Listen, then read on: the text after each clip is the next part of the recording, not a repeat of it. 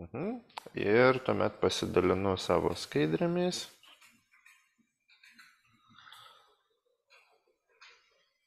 Taip.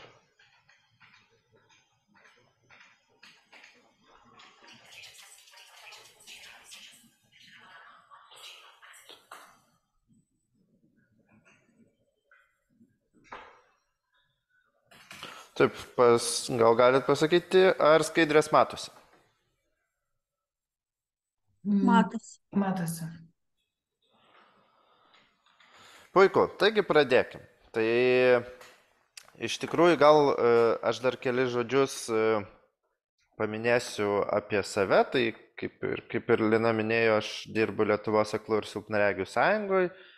Taip pat su neįgaliųjų departamento vienas iš ekspertų susijęs su informacijos prieinamumu regos negalią turintiems asmenims.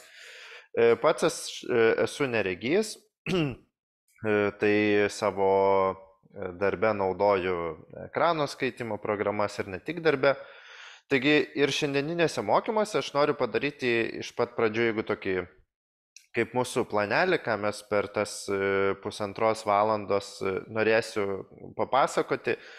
Tai iš pat pradžių, kadangi informacijos prieinamumas, jis dabar jau yra nerekomenduojamas, jis yra privalomas, bet man atrodo visą laiką yra prasminga turėti tą tokį paveiksliuką, kodėl tas informacijos prieinamumas yra svarbus iš tų žmonių pusės, kuriems jis ir yra daromas. Tai aš noriu gan trumpai papasakoti apie būtent technologijos, kurias naudoja regos negalią turintys asmenys ir kaip jie jas naudoja. Tuomet trumpai apžvelgsiu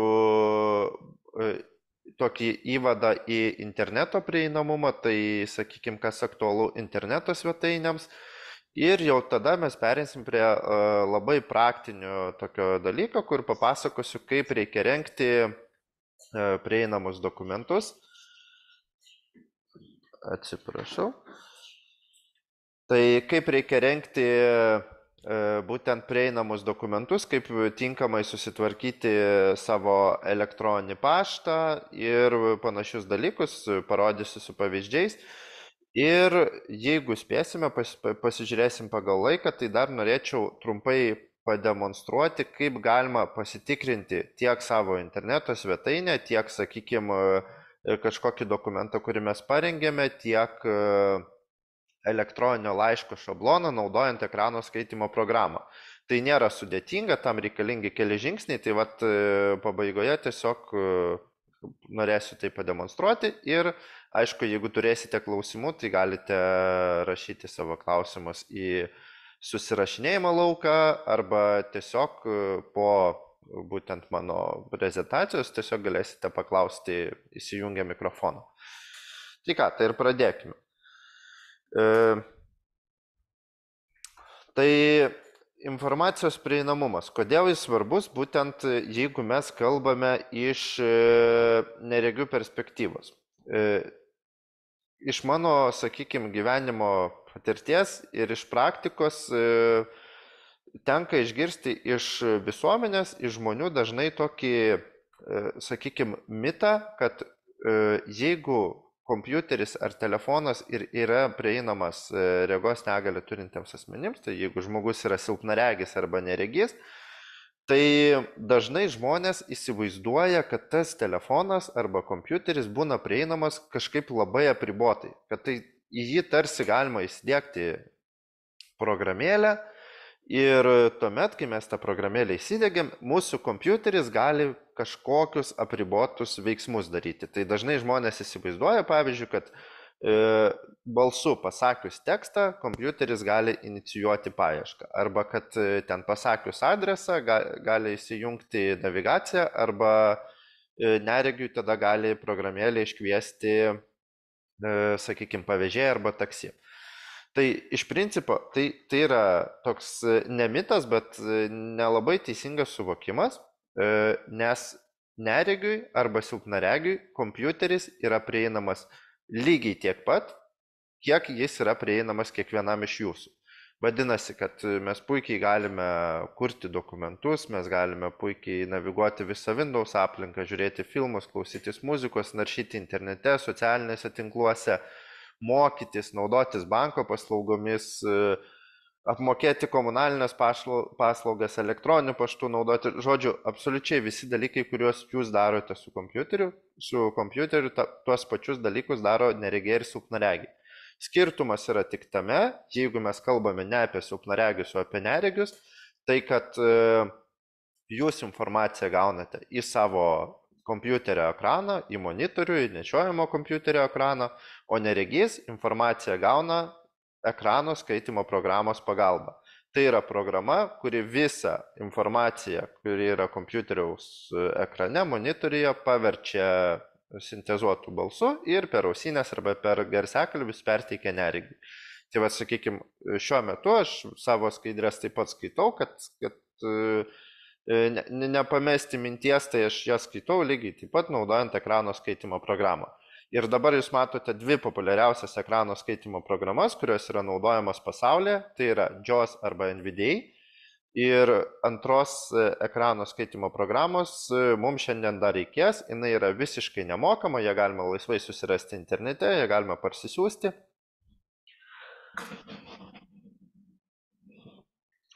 Tas pats yra ir su išmaniais telefonais, lygiai tas pats. Tai nors išmanus telefonas atrodo turi liečiamą ekraną ir jo naudotis turėtų būti sudėtinga, bent jau dažnai susidaro regintiems žmonėms toks įspūdis, tai iš tikrųjų išmanus telefonas, lygiai taip pat kaip ir kompiuteris, yra lygiai tiek pat prieinamos neregiui, kiek ir bet kuriam reginčiam žmogui. Skirtumas vėlgi lygiai tas pats, išmaniajame telefone yra ekrano skaitimo programa ir jeigu silpnaregis gali pasididinti ekrane vaizdą, jis informaciją gauna vaizdu ir jūs informaciją gaunate vaizdu, tai neregys informaciją gauna būtent balso sintezatoriaus pagalba ir ekrano skaitimo programos pagalba. Tai šiaip jūs dabar matote užrašytas dvi ekrano skaitimo programas, tai yra TalkBack ir VoiceOver. TalkBack yra naudojamas Android operacinėse sistemose, o VoiceOver yra naudojamas iOS arba Apple įrenginių operacinėse sistemose. Tai nežinau, ar dabar kažkam pasakysiu naujieną ar ne, bet ekrano skaitimo programa yra kiekviename telefone, kurį jūs dabar turite šalia savęs, savo kišenėje arba jis guli pas jūs ant stalo, tai kiekvieno jūsų šių mokymų dalyvių telefonas jau yra pilnai paruoštas naudoti neregiui. Vienintelis dalykas, ką reikia padaryti, nueiti į nustatymai, tada atsidaryti skiltį prieigą neįgaliesiems ir įsijungti ekrano skaitimo programą. Taigi, sakykime, paneigiam tą mitą, ne, kad ekrano skaitimo, kad neregiai kažkaip apribotai naudojasi technologijom, tai jie naudojasi lygiai taip pat kaip ir jūs. Tai lygiai tiek pat kompiuterį, lygiai taip pat telefone gali naudotis socialiniais tinklais, gali naudotis visais įmanomais, sakykime, pavėžėjo platformomis, banko paslaugomis ir taip toliau. Žodžiu, pilnavertiškai naudoti įrenginį lygiai taip pat kaip reginti žmonės. Tai tada tikriausiai turėtų kilti logiškas klausimas. Jeigu viskas yra taip gerai ir viskas prieinama, aš tik atsiprašau, kažkas nėra išsijungęs mikrofono, jeigu galite išsijunkite, kad kitų mokymų dalyvių tai neblaškytų. Ačiū. Tai va, tai jeigu viskas taip gerai ir viskas taip prieinama, kodėl mes dabar apskritai esame čia ir kalbame apie informacijos prieinamumą. O čia jau prasideda detalės. Taip, čia dar apie balso sintezatorių, bet apie tai papasakosiu truputį vėliau. Detalės prasideda tada, kai yra neteisingai parengta informacija. Tiek kalbant apie skaitmeninę aplinką internete, tai sakykime, interneto svetainėse, mobiliuose aplikacijose, tiek kalbant apie dokumentus. Tam, kad viskas veiktų taip, kaip aš ką tik pasakojau, kad galima būtų naudotis patogiai visomis programėlėmis ir interneto svetainėmis, arba patogiai perskaityti dokumentą, perskaityti elektroninį laišką, kurį siunčiate neregiui arba silpnaregiui, ta informacija turi būti tinkamai parengta. Iš esmės tas tinkamai parengta, gal net ne visai tinkamas žodis, ta prasme, kad jinai neturi būti labai specialiai kažkaip adaptuojama, bet jinai turi būti ruošiama arba puslapis turi būti programuojamas laikantis tam tikrų reikalavimų. Sakykime, paprastas pavyzdys, jeigu visi programuotojai laikytųsi HTML programavimo taisyklių, laikytųsi labai kruopščiai, tuomet prieinamumo problemų internete mes praktiškai iš vis neturėtumėm. Prieinamumo problemos atsiranda tada, kai programuotojas nesuvokdamas, kad ta informacija gali būti kažkam naudinga, jisai tiesiog nori pagreitinti savo darbą. Pavyzdžiui, jis turi kažkokią nuorodą padaryti ir jis ant tos nuorodos uždeda paveiksliuką, kuris reginčiam žmogui labai aiškiai parodo, kam skirta ta nuoroda. Bet nuorodos aprašymo jis nusprendžia nerašyti, nes, atrodo, kam to reikia. Tai jo programavimo vidiniai ten kažkokie dalykai, niekas nematys, kad ta nuoroda aprašymo neturi. O pasirodo matys, nes ekrano skaitimo programai tam, kad gauti informaciją, reikalingas nuorodos aprašymas. Tai va čia vienas iš tokių pavyzdžių, kodėl informacija pasidaro neprieinama. Nes iš esmės jinai būna paruošiama nesilaikant tam tikrų standartų. Su dokumentų prieinamumu viskas yra truputį sudėtingiau, ten jau prasideda visokios tekstų maketavimo ir dizaino programos, kurių pritaikymas nėra visai tobulas, bet apie tai pakalbėsime truputėlį vėliau. Taigi jūs dabar iš esmės matote tokias dažniausiai pasitaikančias kliūtis, kurios paverčia interneto svetainę neprieinamą. Būtent šios kliūtis, jos aktualesnės yra internetinėje erdvėje. Tai netvarkingos antraštės, neaprašyti grafiniai elementai, neįvardinti mygtukai ir nuorodos, klaviatūra nevaldomas meniu. Truputį dabar pakomentuosiu kiekvieną punktą. Netvarkingos antraštės. Ką tai reiškia? Tai pradėkime nuo to, kad informacija būtų tvarkingai perskaitinta ekrano skaitimo programos ir apskritai dėl tvarkingo informacijos struktūravimo reikia naudoti antraštės. Bet dažnai čia pasitaiko tokia problema arba tokia klaida, kad antraštė yra padaroma tiesiog padidinus ir paryškinus tekstą, bet jinai nėra padaroma semantinė antraštė. Yra tokie semantiniai elementai, kurie turi būti naudojami, jeigu norime, kad puslapis būtų tvarkingas.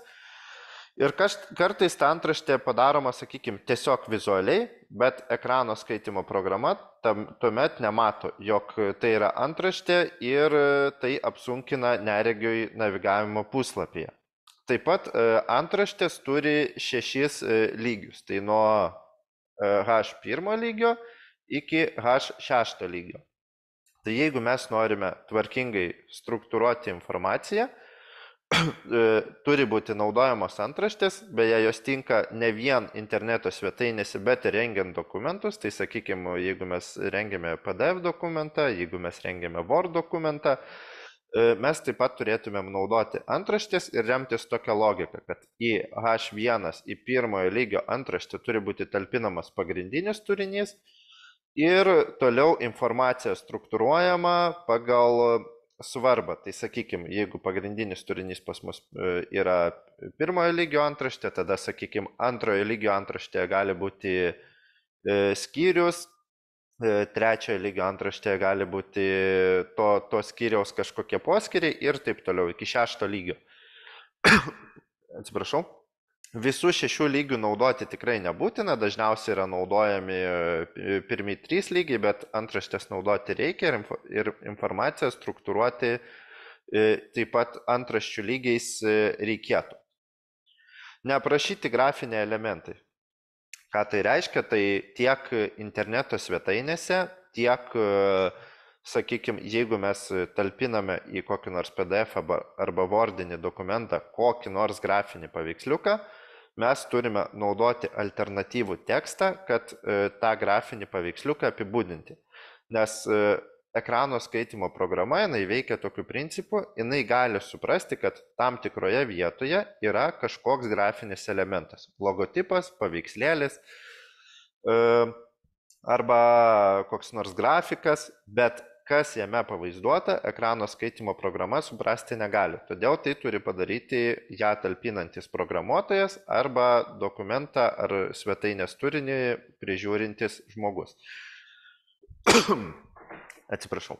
Apie alternatyvų tekstą mes pakalbėsime dar truputėlį vėliau, tai čia tokia pirminė informacija. Neįvardinti mygtukai ir nuorodos. Tai šitas punktas aktualus konkrečiai interneto svetainėm. Tai kiekvienoje interneto svetainė susideda iš elementų. Tai gali būti mygtukas, tai gali būti nuoroda, gali būti teksto įvedimo laukas, gali būti sąrašas.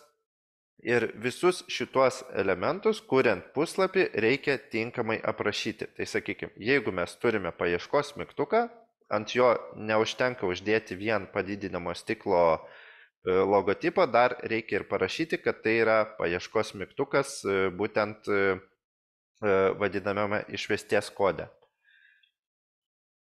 Klaviatūra nevaldomos meniu, tai prie šitos tiesiog trumpai pakomentuosiu, kad tai problema, kuri pasitaiko, kai, sakykime, mes užeiname į meniu punktą, mes jį galime atidaryti su pelės pagalba, paspaudus ant jo pelytę, bet kai mes užeiname ir bandome jį valdyti su rodiklėmis ir paspausti su rodiklėmis, jis tiesiog nepasispaudžia. Tai šiandien mes apie tai ilgiau nešnekėsime, tai gal labiau skirta programuotojams, tai tiesiog žinokit, kad tokia problema gali pasitaikyti ir jeigu, sakykime, jūsų institucija turi interneto svetainė, kad reikėtų atkreipti dėmesį arba kuriant naują puslapį, arba darant pakeitimus, kad visi valdikliai interneto svetainėje turi būti valdomi tiek pelės pagalba, tiek klaviatūros pagalba. Ir toliau dažnai pasitaikanti problema, kuri yra aktuali silpnaregiams, kuri čia yra neužrašyta, tai netinkamas kontrastas. Tai vėlgi, čia mes jau po truputį prieiname prie dokumentų ruošimo. Tai kas yra tinkamas arba netinkamas kontrastas?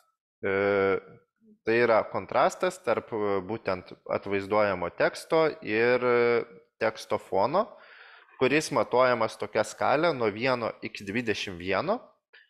Tai 21 yra geriausias kontrastas, tai yra kontrastas tarp juodo teksto ir balto fono arba atvirkščiai, o pagal prieinamumo reikalavimus tinkamas kontrastas yra nuo 4,5 pagal tą matavimo skalę.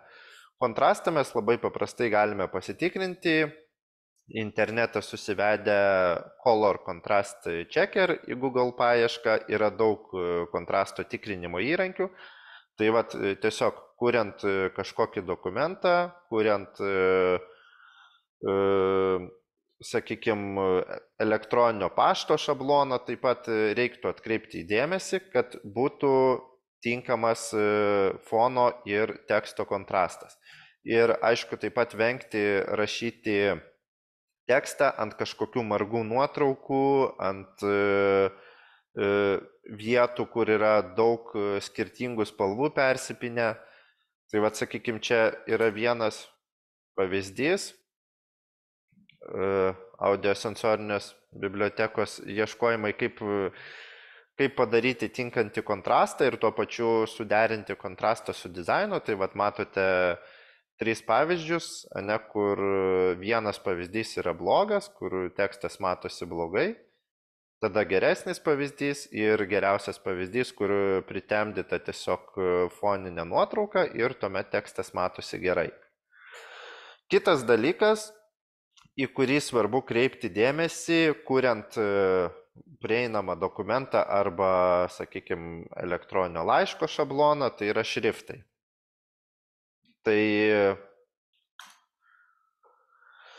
kas yra tinkamas šriftas, štai čia galite matyti pavyzdžių, tai iš esmės tinkami šriftai yra vadinami neserifiniai šriftai. Tai paprasti, kurie neturi visokių užraitimų, tokių pabraukimų, pagražinimų. Tai, sakykime, labai populiarus Times New Roman šriftas yra netinkamas, jis yra kaip čia įvardinti, nemėgstamas silpnaregių, negerai matomas. Tai tinkami šriftai, tos, kuriuos jūs dabar matote, tai gali būti Arial šriftas, tai gali būti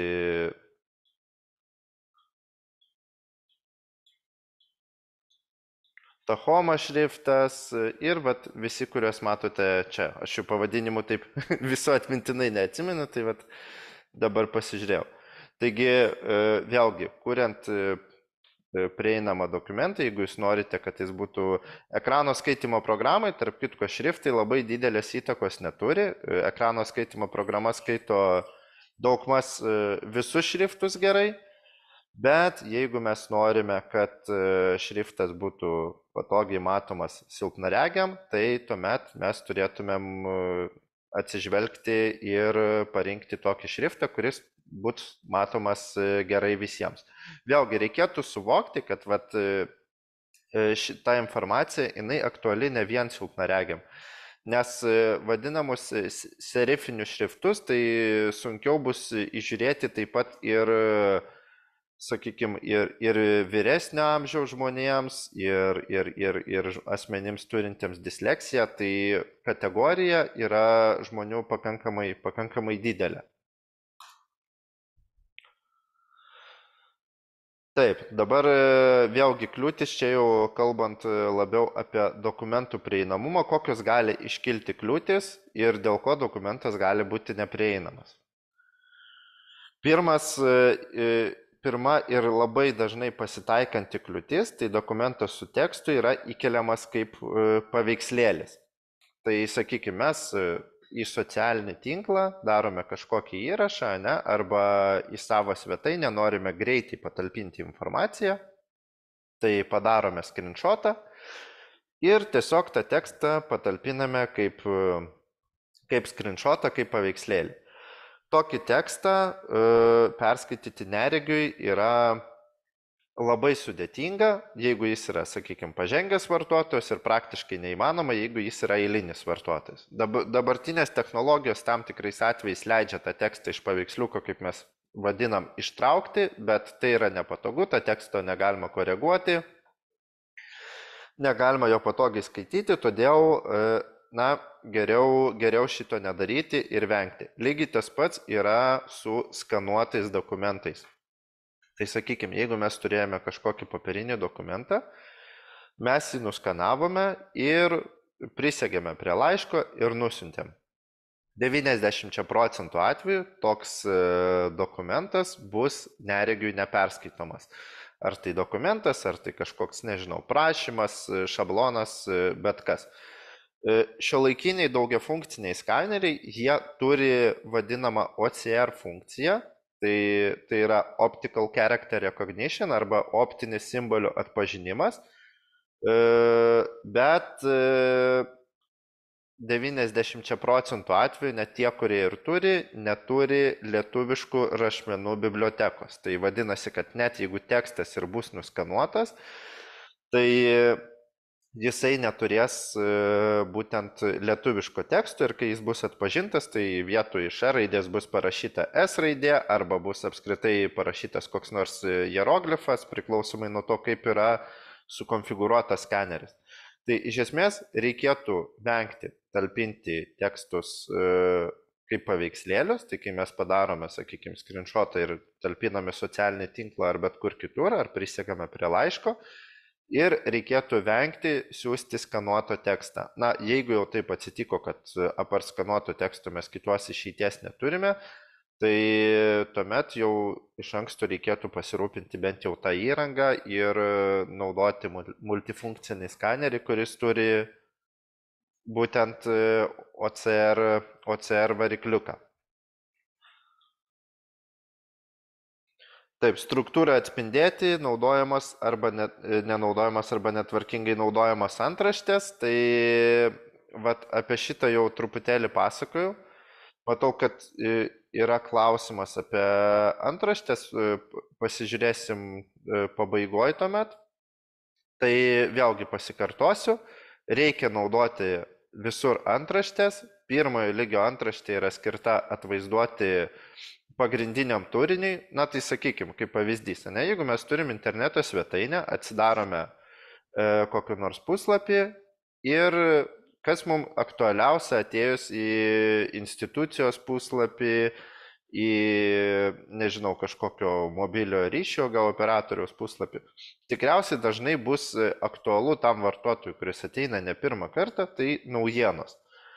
Tai vat tuomet virš, tai yra, atsiprašau, į naujienos, mes patalpiname žodį naujienos į pirmojo lygio antraštę.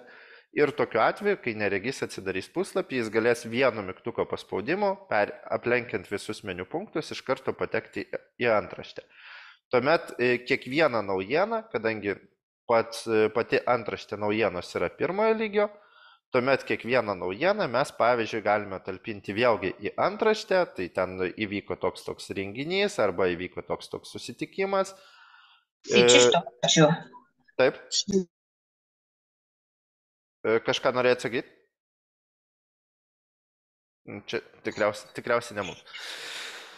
Tai va, tuomet galime naudoti naujienų pateikimui, kaip jau ir sakau, kiekvienai konkrečiai naujienai, taip pat ją talpinti, jos pavadinimą talpinti į antraštę, bet jau naudoti antrą lygį ir taip toliau. Sakykime, jeigu mes pagrindinėme puslapyje turime daug kažkokių skyrių, tai sakykime, yra skyrius ten paslaugos, yra skyrius apie mus, yra dar kažkoks skyrius ir viskas yra talpinama viename pagrindinėme puslapyje, tai tuomet mes galime naudoti antro lygio antraštės, kad pažymėti tos skyrius, o į trečio lygio antraštės jau tada talpinti tose skyriuose esančią informaciją. Tai, na, toks paaiškinimams, jeigu dar kils klausimų ties šią vietą, kaip naudoti antraštės, aš galėsiu tiesiog paskui atidaryti interneto svetainę arba kokį nors dokumentą ir parodyti praktiškai. Taip, neužvardinti mygtukai vesties laukeliai čia interneto svetainė, apie šitą mes jau kalbėjom.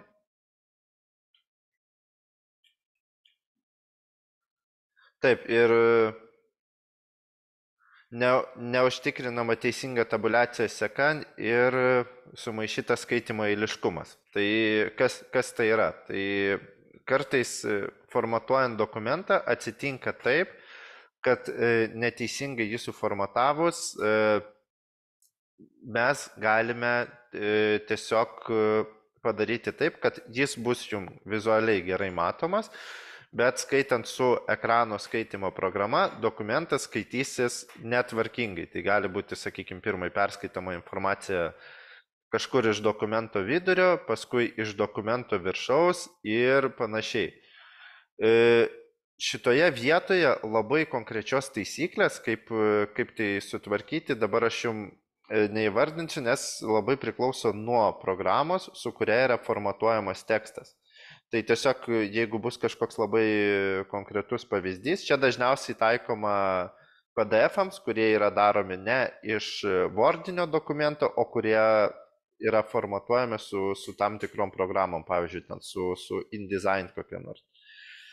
Tai jeigu bus konkretesnis klausimas, dėl šito galėsime taip pat aptarti. Taip, ir dabar pakalbėkime dar truputėlį konkrečiau apie Word dokumentų prieinamumą. Tai kągi mums reikia daryti, kad tas mūsų dokumentas būtų prieinamas ir kad, sakykime, mūsų elektroninis laiškas būtų prieinamas. Tai dabar, kadangi čia truputį išsiplėčiau, labai konkrečiai noriu reziumuoti. Tai pirmas dalykas - pasirūpinti tinkamu kontrastu, kad jis būtų ne mažesnis kaip 4,5 ir kuo didesnis kontrastas į viršų iki 21, tuo ir bet kuriuo atveju neregiui ir silpnaregiui bus geriau. Antras dalykas - lygiuoti tekstą palei kairę pusę visą laiką, nes jeigu mes nenaudosime lygiavimo, tai tuomet irgi gali išsikraipyti teksto struktūra arba, sakykime, jeigu sulygiuosime į abi pusės tekstą, silpnaregiui gali atsitikti taip, kad jis, kai išsididins, atrodys jam, kad jau eilutė baigėsi, nes per vidurį pasidarys gan nemažas tarpas, o dar toliau bus tekstų ir jis tą tekstą gali praleisti. Tai lygiuoti tekstą palei kairę pusę. Trečias dalykas - naudoti būtent va tos, kaip buvo pavyzdyje, neserifinius šriftus. Tai, sakykime, Arial, Kolibri, Tahoma, nenaudoti Times New Roman, jeigu turime tokią galimybę. Na, šiaip jau reikėtų nenaudoti. Taip, toliau. Naudoti stilius. Tai vat čia vėlgi kalba apie tas pačias antraštės. Dabar matote pavyzdį, kaip tai galima pasidaryti, kad antraštė būtų ne vien tik vizualiai matoma, bet ir skaitoma ekrano skaitimo programai. Tai vat ją Word programoje reikėtų naudoti šitaip. Sąrašams kurti naudokite dedikuotas funkcijas, tai vėlgi dabar galite matyti pavyzdį, kaip tai yra padaroma. Paveiksliukams įrašykite alternatyvų į tekstą. Va šitas, čia jūs dabar matote vėlgi pavyzdį, kaip galima Word programoje įsirašyti alternatyvų tekstą. Tai apskritai ties šiuo punktu norėčiau truputį apsistoti plačiau, kas yra alternatyvus tekstas ir kaip jį reikėtų kurti. Tai alternatyvus tekstas yra paveiksliukų arba kažkokių kitų grafinių elementų aprašymas tam, kad neregys galėtų suprasti, ar konkretus paveiksliukas ar grafinis elementas atlieka kažkokią funkciją, jeigu mes kalbam apie interneto svetainę, ar tai yra tiesiog iliustracinio pobūdžio paveikslėlis.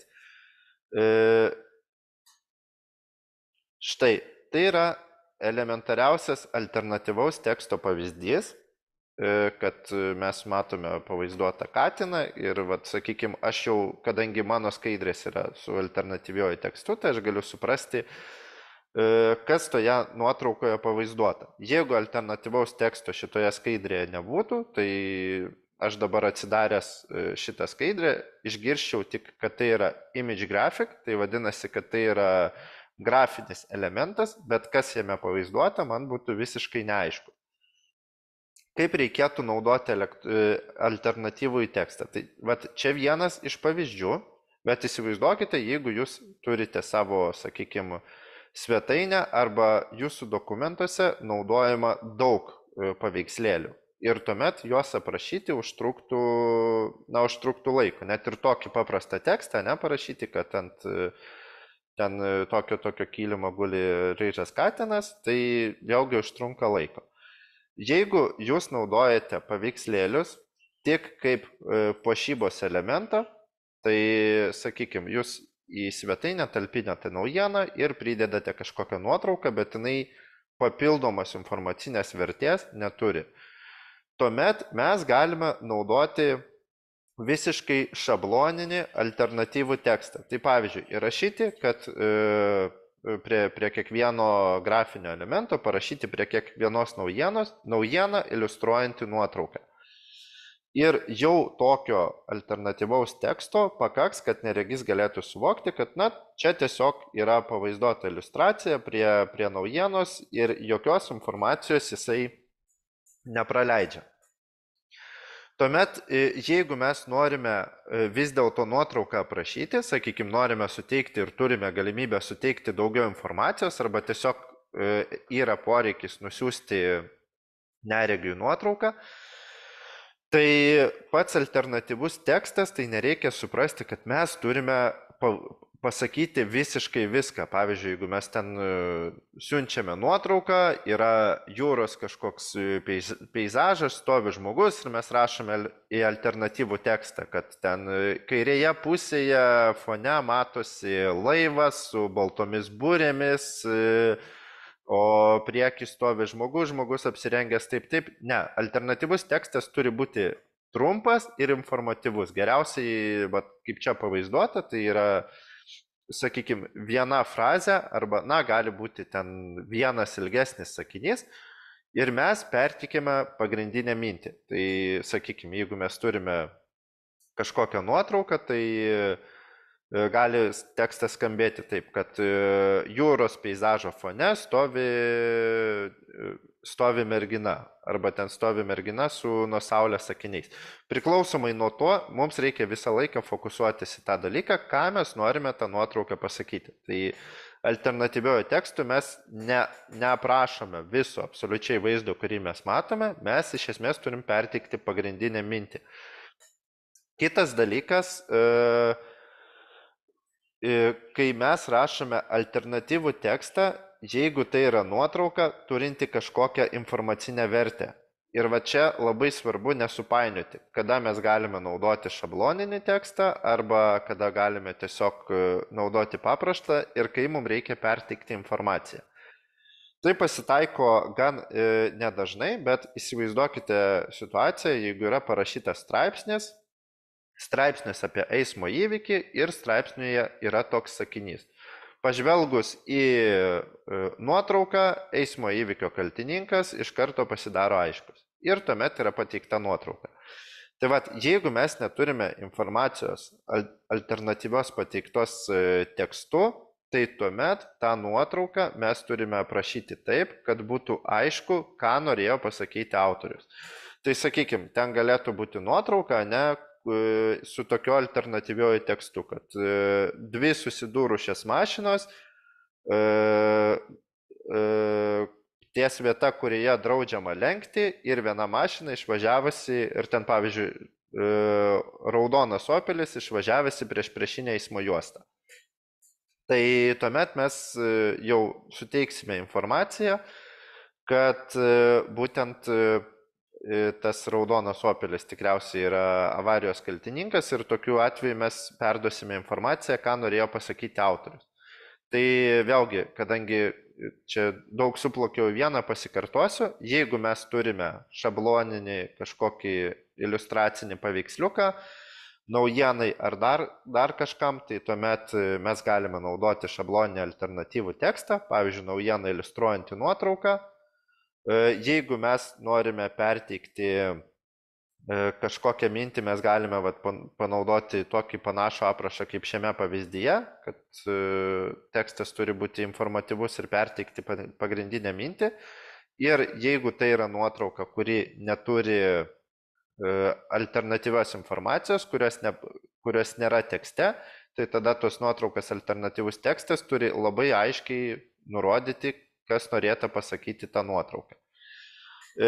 Dar viena grafinių elementų rūšis, kuri pasitaiko internete, tai funkciniai grafiniai elementai. Tai pavyzdžiui, dažniausias pavyzdys yra interneto svetainės logotipas ir jeigu mes ant juos spaudžiame, jis grąžina vartotoją į pagrindinį puslapį. Tai tuomet tokio logotipo aprašyme mums nereikia gilintis, kaip atrodo logotipas, mes tiesiog galime panaudoti alternatyvų tekstą, logotipas grąžinantis vartotojui pagrindinį puslapį. Tai tuomet alternatyviojo tekstu mes turime perteikti funkciją, kurią atlieka tas grafinis elementas.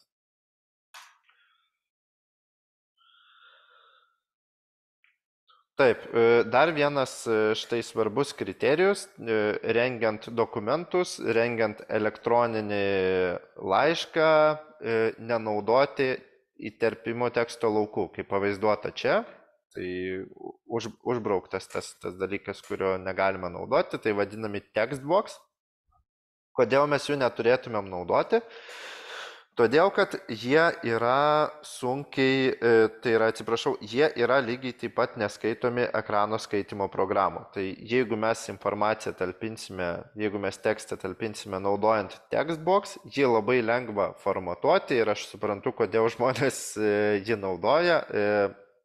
Dizaineriams tai yra labai patogu, bet toks tekstas yra neperskaitomas. Ir jeigu jūs, sakykime, savo elektroniniam laiške arba vordiniam dokumente jūs tai panaudosite, tai tą dalį informacijos, kurį jūs patalpinsite į tą lauką, neregys paprasčiausiai negalės perskaityti ir jis jos negaus.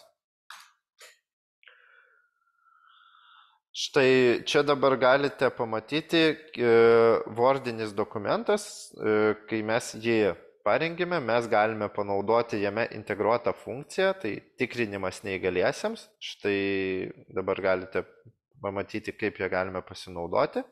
Tai jinai tiesiog parodys jums klaidas, jeigu tokių klaidų bus. Tai čia yra vienas toks paprastesnis būdas pasitikrinti preliminariai, kiek mūsų dokumentas yra tinkamai parengtas. Tiesiog viską jau susiformatavome, viską pasirašėme, pasispaudėme ant šito punkto ir pasižiūrėjome, ar tas dokumentas yra tinkamas. Taip, tai čia dar keli svarbus dalykai, į kuriuos reikėtų atkreipti dėmesį. Nenaudoti lentelių teksto formatavimui,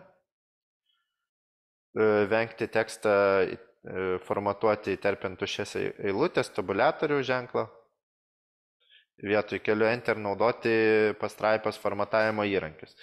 Tai vat visi šie dalykai, į juos reikia atkreipti dėmesį todėl, kad jie lygiai taip pat palengvina naršymą ekrano skaitimo programos pagalba. Na, kaip pavyzdys, jeigu jūs naudosite tuščiai eilutei įterpti ten 3 ar 4 kartus paspaudę enter, kas dažnai yra taip naudojama, nes tai yra patogu, jūs dokumentą suformatuosite galbūt greičiau, bet kai ekrano skaitimo programa skaitys būtent kai ekrano skaitimo programa skaitys tą dokumentą, reikės pereiti per 4 tuščias eilutės. O jeigu jūs naudosite pastraipas formatavimo įrankius, tai tuomet toje vietoje, kur pas jūs bus didesnis tarpas, jums, sakykime, reikės 4 tuščių eilučių, ekrano skaitimo programa jį atpažins kaip vieną tuščią eilutę ir tokiu atveju tiesiog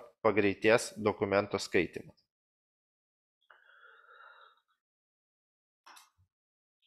Taigi, tokia pagrindinė, sakykime, informacija, kurią aš norėjau papasakoti. Dabar norėčiau atsakyti dar į klausimus ir taip pat pademonstruoti būtent, kaip pasitikrinti dokumentą su ekrano skaitimo programa.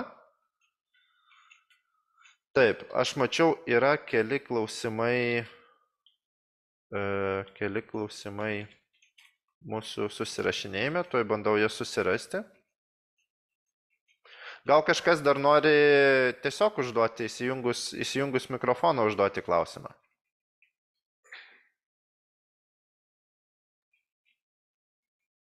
O kaip, sakykime, prie dokumentų, kai būna šablonas duomenų kažkokiam pateikimui užpildymui ir būna laukelis, kur užpildykite ir virš to laukelio tekstas eina, ar ne? Kokius ten duomenys pateikti, gal dar apie šitokią situaciją galėtumėte pakomentuoti? Palaukit, ką jūs turite omeny, kai...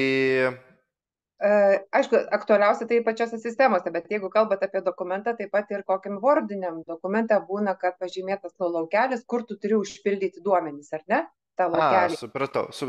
Privalomas laukelis jūs turite omenyje, ne? Taip. Privalomas, bet ir paaiškina, kokius duomenys tenai pildyti tą laukelį. Jo, tai kokius duomenis pildyti, jeigu tai bus pavaizduota, sakykime, remiantis va tais visais reikalavimais, tai tinkamo kontrasto, tinkamo šrifto, tai tekstas jis bus kuo puikiausiai perskaitomas ekrano skaitimo programai. Vėlgi, kai jūs norite žymėti, kad tas laukelis yra privalomas, tai dažnai naudojama viena iš, tarp kitko, čia labai geras pavyzdys. vienas iš dalykų, kuris yra naudojamas, tai tiesiog yra pabraukiamas kažkokia, sakykime, ten ar spalva, arba uždedamas kažkoks grafinis ženkliukas, kad ta informacija privaloma. Tai norint, kad neregys suprastų, kad informacija yra privaloma, ją reikia pažymėti kažkokiu simboliu, pavyzdžiui, žvaigždutę, arba parašyti tekstą, kad šis laukelis yra privalomas.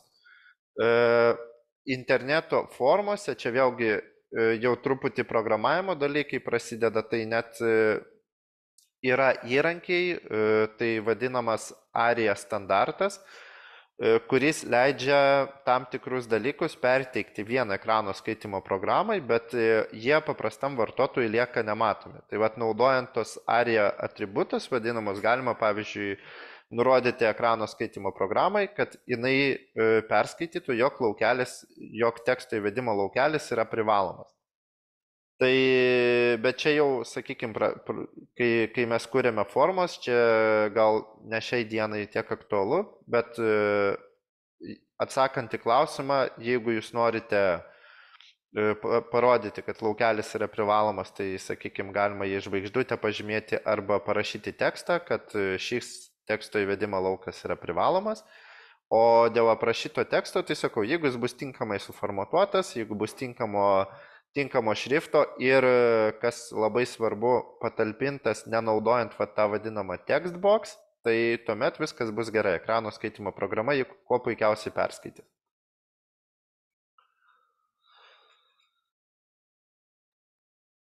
Ačiū labai. Aišku, labai įdomu ir apie programavimo tas dalykus tikrinimus, bet turbūt jau čia kito susitikimo. Jo, čia žinokit, jeigu kada nors, tai pakvieskite. Mano tokia, sakykime, iš viena pagrindinių sričių, nes aš labiau dirbu su interneto svetainių prieinamumu, tai jeigu reikėtų, aš pabaigoje pasidalinsiu savo kontaktais ir tikrai galime ir elektroniniu paštu, ir privačiai pasikonsultuoti. Taip, aš dabar noriu pasižiūrėti mūsų susirašinėjimą.